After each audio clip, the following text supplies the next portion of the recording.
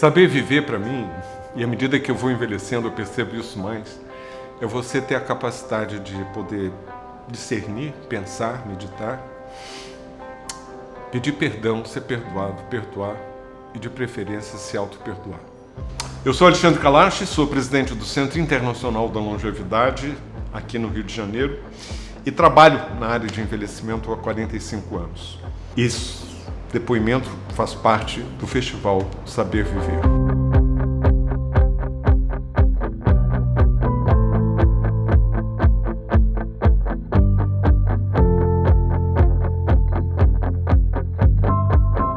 Como é que está sendo essa quarentena para mim? É muito estranho. Eu vivia viajando mundo afora.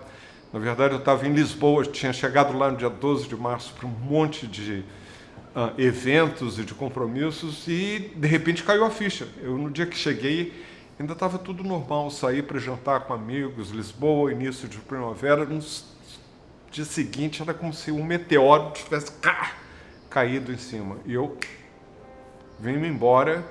E no dia 15 de março eu voltei para cá, para minha casa, e não saio há 8 meses.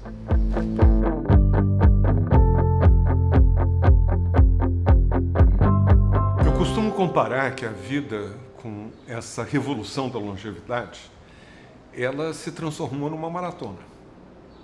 Quando eu nasci, aqui, nesse edifício, Copacabana, nasci aqui do lado, a 3 quarteirões, uma maternidade que hoje é um hospital geriátrico. Olha só, eu tenho grande chance de terminar onde eu comecei. Mudou tudo. Eu tinha uma expectativa de vida de 43 anos. Era uma corrida de 100 metros. Você via onde você ia chegar. Estava lá, Marco, 43. Então você vinha com toda a energia para chegar a esses 43. Olha só, a maioria da minha geração já foi para o Beleléu há muito tempo. E de repente, um bebê que nasce hoje no Brasil tem uma expectativa de vida de 77, apesar de tudo, hein? 77 significa, comparado aos 43, 34 anos mais de vida. Não são 34 anos de velhice. Por isso que essa perspectiva de curso de vida é tão importante. Você tem que se preparar ao longo da maratona, esse curso de vida, para poder chegar bem aos 77, que é a média. Então tem muitos que estão chegando aos 90, aos 100, como a minha mãe. É uma maratona. E quanto mais cedo você se prepara para essa maratona, melhor. Mas nunca é tarde demais. E se você já se preparou para uma maratona, você sabe que você tem que ter estamina, você tem que ter determinação, conhecimento, você tem que praticar, você tem que ensaiar, você tem que ver com gás para poder chegar bem lá. E isso é que é importante. A gente quer chegar no fim da maratona e celebrar o fato de que a gente chegou lá. Não é chegar. Isso não interessa a ninguém. Não interessa a você pessoalmente, não interessa a sua família, os seus amigos, ao seu coletivo, quem vai cuidar de você.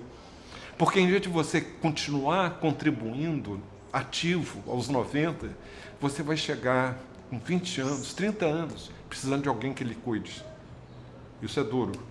Porque você não quer ser cuidado por ninguém de preferência, você quer ficar independente. Não é só independente, você quer manter a sua autonomia, viver de acordo com as suas regras, com os seus desejos.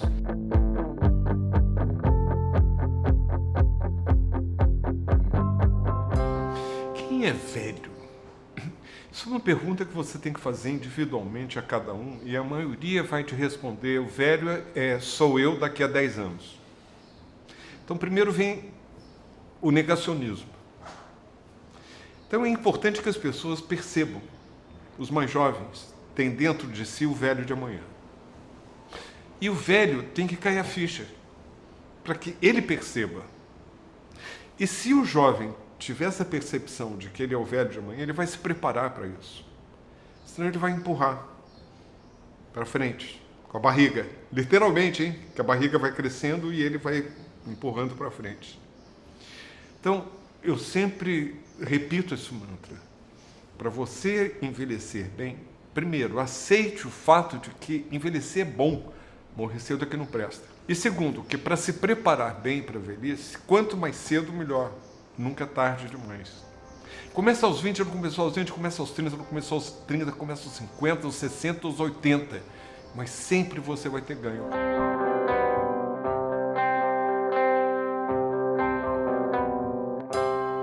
Então, o que a gente precisa para poder envelhecer bem? Eu costumo fazer essa analogia porque fica mais fácil para as pessoas captarem a mensagem. Acumule os capitais que são importantes você ter à medida em que envelhece. Eles são importantes ao longo da vida. A partir de certa idade, eles passam a ser mais importantes ainda. É você acumular o capital de saúde. E eu acho que saúde é universal. Todo mundo quer envelhecer com saúde. Envelhecer com doença, com incapacidade, com dependente, é um peso. E eu não estou dizendo que essa pessoa não possa continuar contribuindo para a sociedade, mas é mais difícil. Então, saúde vem em primeiro lugar. O segundo capital que você tem hoje, com a explosão de conhecimentos de tecnologia, capital da quarta revolução industrial, tecnologias, uma conversando com a outra, fazendo que tudo fique muito mais complexo, aprender a aprender, acumular conhecimento. Para alguém como eu, médico, para um profissional, é óbvio. Se eu tivesse parado de aprender há 50 anos, quando eu me formei, ninguém estava interessado em saber o que eu ia dizer, porque eu não teria muito para dizer. Mas não é só o profissional. É aquele mecânico de automóvel que há 25 anos aprendeu mecânica e que não aprendeu mais nada desde então. Ele hoje abre o capô do automóvel e não entende, porque ele não sabe, ninguém lhe ensinou eletrônica. Não é só o esforço pessoal, é você ter essa mentalidade num país que está envelhecendo, de fazer com que as pessoas possam continuar contribuindo para a sociedade, e aí o conhecimento é relevante, é fundamental. Aprender a aprender sempre. O terceiro capital é o capital social. Seja mais leve, tenha mais otimismo, leve a vida numa boa, seja gentil, gentileza. Esse capital social vai te valer para aquele momento em que talvez você venha a precisar de alguém que lhe cuide. Pode ser que você não tenha uma família imediata que se sinta obrigado. E é melhor que a família que te cuide o faça não por obrigação, mas por bem querer. Faça-se mais querido. Vou contar um episódio que eu acho que revela muito isso. O meu sogro, que morreu com 104 anos. Ele era um velhinho super legal, ele tinha bom humor. Ele era querido, ele morava numa cidade pequena, todo mundo conhecia, estava sempre acompanhado. Quando acontecia dele ter um problema e ir para o hospital, desde a faxineira, recepcionista, ao médico, à enfermeira, todo mundo ia lá para ver como é que o senhor está, doutor Dilermano, está tudo bem? Bom, 104 anos, a admissão dele final, derradeira. E meu filho, por acaso, estava lá com ele, no quarto. Entra a enfermeira, olha para o meu filho, que mora em Londres, não conhecia. Ué, você quem é? Antes do meu filho responder, o velhinho que estava alerta, falou, é meu neto. Fraquinho, frágil. Você é um neto? Ah, sim, doutor Germano.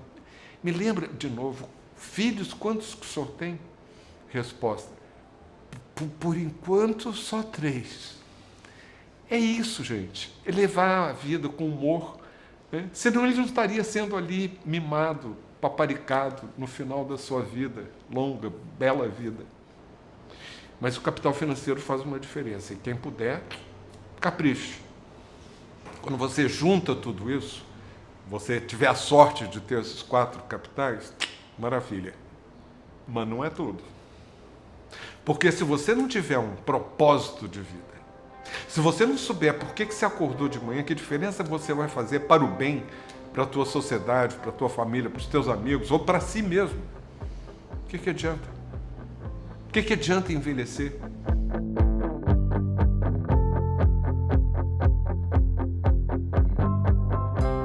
Eu tenho falado com frequência que a minha geração é uma geração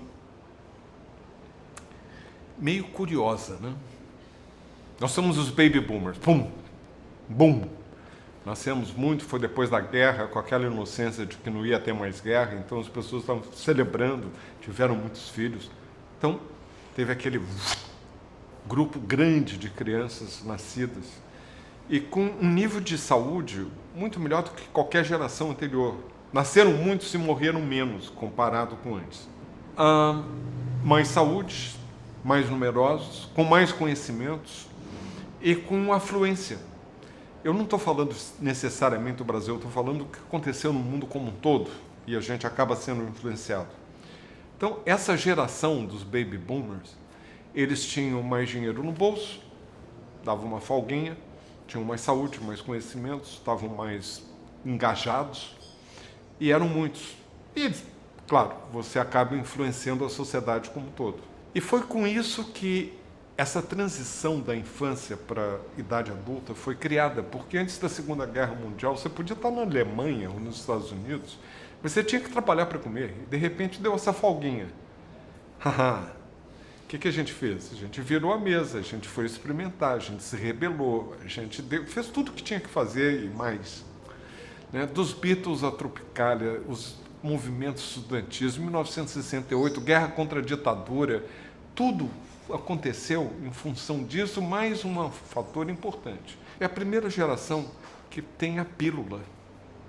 E isso ajudou a mulher a poder ter uma, não completa, uma emancipação, de poder sair e não ser escrava do seu aparelho reprodutor.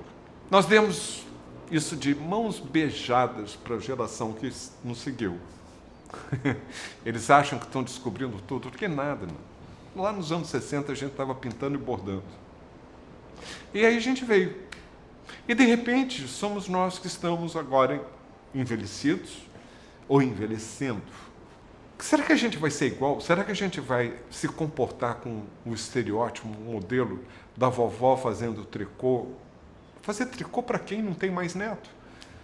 Ou o vovozinho arrastando o chinelo para ir para a varanda ler o jornal? Não. A gente vai ser coerente com aquilo que a gente sempre foi. Eu sou o mesmo, só que 50 ou 60 anos mais velho. E eu vou também chutar o balde, virar a mesa, eu vou me rebelar, eu vou exigir os meus direitos, eu tenho mais conhecimento. Um conjunto, nós somos mais saudáveis. E nós vamos viver um período de transição, que não é mais da infância para a idade adulta, é da idade adulta para a tal da velhice. E esses passos, que vai, sei lá, dos 55 aos 80, e para uns mais, para outros menos, é o que eu estou chamando de gerontolescência. Não tinha adolescência, ninguém sabia o que era adolescência nos anos 50, porque você ia para o dicionário e não encontrava a definição como a gente entende hoje como construção social. Daqui a 30 anos, não vai ser para mim porque eu não vou estar por aí, eu já fui até lá, eu acho. Mas vai estar lá, gerontolescência, uma transição da idade adulta para a velhice. E nesse espaço, a gente vai fazer muita, a gente vai pintar e bordar, sabe por quê? São 20, 25, 30 anos. A adolescência deve durar 5, 6, 8 anos, no máximo, né? Eu ainda tenho um colega de turma que se comporta como adolescente até hoje, mas isso não é muito saudável. Estou falando o normal. E nós eu estou aqui, eu estou conectado, eu estou aprendendo, eu estou em quarentena e, no entanto, eu estou em contato com o mundo inteiro, eu estou participando de um movimento social, eu estou lutando, porque eu sou coerente com aquele adolescente que foi para as ruas lutar contra a ditadura. Eu vou ficar calado agora. Mas não é o padrão que você espera do velho. Por isso eu me chamo gerontolescente.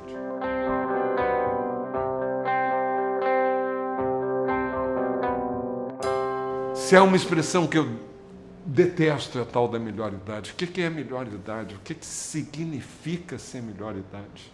Furar fila no ônibus? Melhor idade é aquela que você vive com plenitude, gozando dos seus direitos, podendo fazer as coisas que você quer fazer, tendo autonomia. Nada para nós sem nós. Essa história de infantilizar e de paternizar, queridinho, meu príncipe, nada disso. Eu quero ser tratado com respeito, seja a idade que for. E se essa idade for aos 85, que me chamem de idoso, me chame de velho, não tem problema nenhum.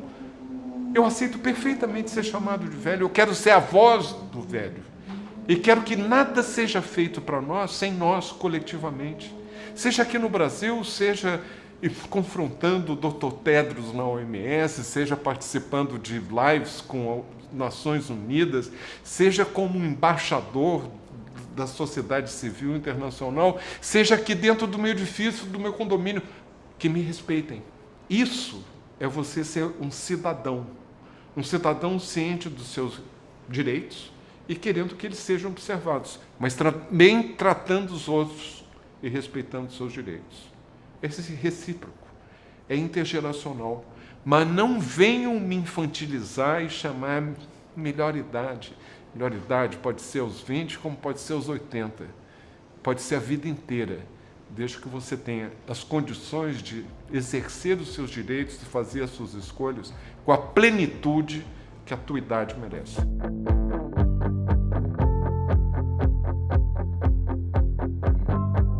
Tem dois aspectos importantes quando a gente fala de trabalho e de produtividade. Primeiro, a gente tem que colocar do ponto de vista global. Nós somos hoje 800 milhões de pessoas com mais de 60 anos, daqui a 30 anos serão 2 bilhões 100 milhões. Veja o salto. No Brasil, a gente vai passar de 14% das pessoas com mais de 60, hoje em torno de 31 milhões, para 67 milhões em 2050. Eu falei assim, está falando de 2050, parece que é muito distante futuro. Olha, basta ter 30 hoje para ter 60 daqui a 30 anos. Eu estou falando do futuro de pessoas adultas. É amanhã. Isso é a revolução da longevidade. E se eu fosse colocar num plano global, o único recurso natural reciclável que vai aumentar e que é inesgotável ao longo desse século não é soja, não é petróleo, não é minério de ferro, é gente, é capital humano. E o grupo do capital humano que mais vai crescer daqui para frente é o grupo que tem hoje mais de 30. Então faz sentido que a gente possa preparar esse grupo que vai cada vez mais crescer. Todos os grupos etários vão diminuir a sua proporção. Só o que vai aumentar é o de 60 a mais, em especial de 80 a mais. Então, gente, vamos caprichar, porque é óbvio que esse recurso humano tem que durar mais, com mais produtividade, com mais oportunidade. Vem aí de novo a mensagem do envelhecimento ativo, que eu defini quando trabalhava na Organização Mundial da Saúde, como você otimizar as oportunidades para saúde, conhecimento, participação na sociedade, mas também segurança, proteção, de você saber que você não vai ficar largado para trás, você não vai ser despejado, que você não vai ser negligenciado. Mas do ponto de vista demográfico, e demografia é imperativo, demografia tem uma função, exerce uma função, uma influência na sociedade enorme. É óbvio que a gente vai ter que criar condições a nível global para que essas pessoas possam continuar produtivas, pagando imposto, produzindo por mais tempo. Estou colocando do ponto de vista global. Muitos países estão se preparando para isso. Por exemplo, você pega o Canadá, que há 40 anos atrás tinha já 25% da sua população com mais de 60 anos. E o Brasil tinha entre 5 e 6. Hoje, o Brasil está com 14% e eles estão com 25%. Daqui a 30 anos, o Brasil vai estar mais envelhecido que o Canadá. Nós vamos estar com mais de 30%, eles também, mas nós um pouco mais envelhecidos. Canadá, onde tem tudo em ordem. O meio ambiente tem emprego, saúde pública, tem educação adequada. E nenhuma universidade do Canadá deixa de ter um centro para estudar envelhecimento em todos os seus aspectos. Eles estão preocupados. São países que primeiro enriqueceram para depois envelhecer. Nós estamos envelhecendo antes de sermos ricos. E a gente está fingindo que não. Ah, não, eu gosto de gente jovem, gente, poxa, sarada, bonita, pele esticada, nada de cabelo branco. Mas eles estão lá. Eles estão fazendo com que essa população que vai aumentar chegue bem e possa continuar a ser produtiva. Nós não. Vai dar certo? Se esse país não for mais competitivo, se esse país não for mais produtivo, e nós estamos falando das pessoas que estão envelhecendo e que daqui a 30 anos serão cada vez uma parcela grande da população, esse país não vai dar certo.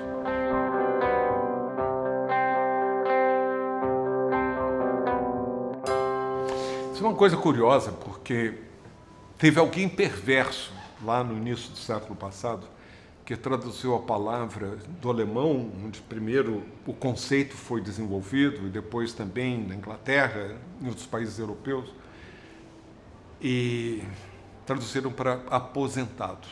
Começou com Bismarck, ele era o chanceler na Alemanha, ele viu que aquele país estava começando a envelhecer, mas a expectativa de vida na Alemanha, que era a mais alta do mundo, era de 46 anos. E ele olhou para o chão da fábrica e falou assim, opa, tem uns velhinhos aí que não estão dando couro. Estão fracos, eles não têm energia. E trabalhar era físico, né? Ninguém sentava na frente do computador. Então, eles não eram produtivos, eles tinham mazelas para as quais a medicina não tinha nada a fazer. E ele, muito esperto, falou assim, vou mandar esses caras para casa, eles estão recebendo um salário integral e eles não são mais produtivos. Eles ficam em casa, vão receber uma pensãozinha, o problema está resolvido, porque daqui a 2, 3 anos eles já morreram. Esse foi o início da Seguridade Social. Isso foi em 1881. 140 anos depois, será que a gente não tem imaginação para fazer algo diferente?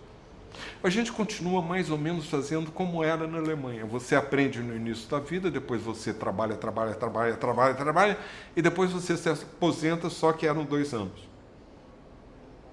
Agora, você aprende mais tempo, mas ainda com a mentalidade que você vai ter que aprender tudo que precisa para o resto da vida, no início da vida, que não é, tem que ser ao longo da vida. Depois você deve entremear as oportunidades de você trabalha, aprende, produz e cuida, porque o cuidado também faz parte desse curso de vida.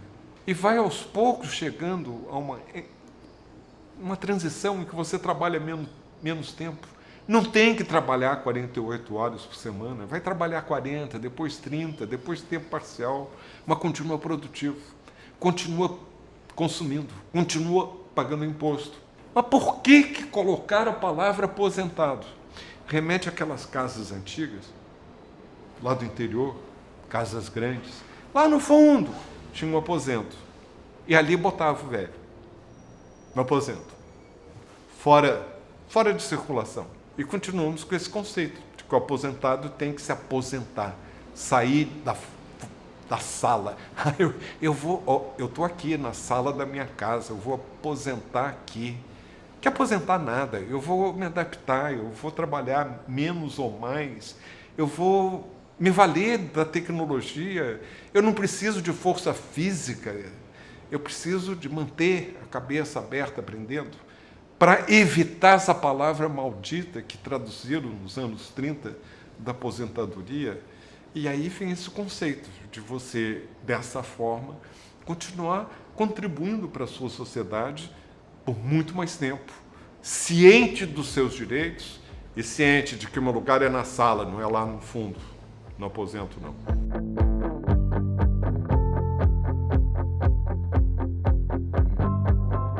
A lição mais importante que eu vejo hoje, nesses tempos de pandemia, é que o Brasil não está preparado. O Brasil está esgarçando o cimento que pode trazer as gerações e os grupos sociais diferentes. O Brasil está se tornando um país perverso com seus próprios filhos. O Brasil devia estar lamentando as pessoas de luto, as perdas. O Brasil devia estar humanizando a morte e o processo de morte, que inclui o luto, o respeito. Isso vem desde cima até baixo. Outro dia eu dei uma entrevista ao vivo e eu disse, olhando no olho na câmera, aproveitem, jovens, seus bailes funks, suas baladas no Leblon, nos jardins. Aproveitem. Aproveitem bem. Tirem as máscaras. Vocês já não as têm. Vocês estão ficando descarados. Mas quando vocês trouxerem aquele vírus malvado que vai matar teu pai, tua mãe, teu avó, não chorem. Cai na real. Todos nós temos que ser mais responsáveis por nós e pelo coletivo. Em inglês, a palavra solidão tem duas traduções. Pode ser aquela doída, solidão como a gente a vê, que te faz doer, que te faz sofrer, loneliness. E pode ser solitude. Essa palavra não existe em português, isso já é sintomático. Um momento para você mergulhar dentro de si, introspectivo, de pensar que valores, que princípios, o que você vai fazer. Como é que você vai aproveitar esse momento que, para você estar protegido e proteger os outros, você precisa do isolamento social. Aproveite esse tempo para dar um salto qualitativo, de crescer, de se desenvolver, de aprender. Mas também de manifestar a dor. Eu sei a idade que eu tenho. Eu sei a idade que a minha mãe tem. 102. Quantos 8 meses à frente ela tem de vida? Eu próprio. São perdas que você não recupera.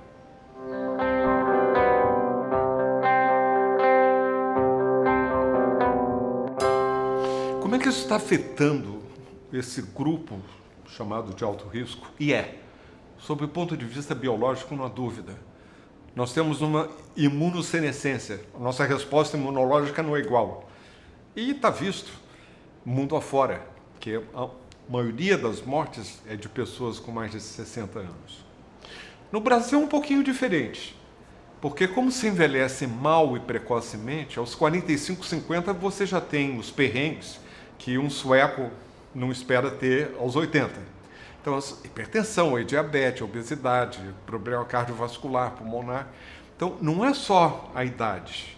A imunossenescência de você, por ser mais velho, ter uma resposta imunológica mais baixa, ela é comprometida pela soma de eventos que fizeram com aquela hipertensão que podia ter sido prevenida, mas que não foi, que se complica porque você não encontra a resposta adequada do serviço de saúde, o medicamento é muito caro, pá! E você acaba no grupo de risco aos 48. E nós temos a taxa mais alta, entre as mais altas, de pessoas mais jovens que morrem. Então, nós estamos em torno de 70% com 60 a mais. E o grupo de 60 a 70 é majoritário.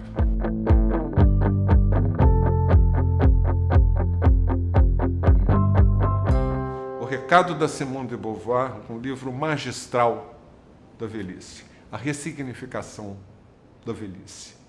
Cai a ficha. O idoso não é sempre aquele outro que está do lado de fora, é você.